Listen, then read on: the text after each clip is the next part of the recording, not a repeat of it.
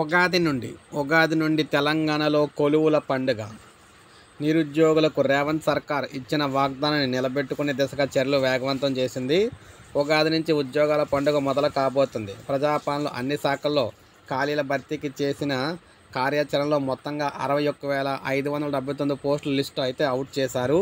అందులో ఉగాది పండుగ తర్వాత వారం 10 రోజుల్లో 55,000 ఉద్యోగాల భర్తీకి వరుస నోటిఫికేషన్లు అయితే రాబోతున్నాయి.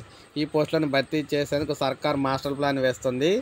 మొత్తంగా 2023 డిసెంబర్ నుంచి ఇప్పటి వరకు వివిధ శాఖల్లో దాదాపు 60,000 పోస్టులు అయితే భర్తీ చేసింది. తాజాగా పంచాయతీరాజ్ శాఖలో కారుణ్య నియామకాలు కూడా చేపట్టింది.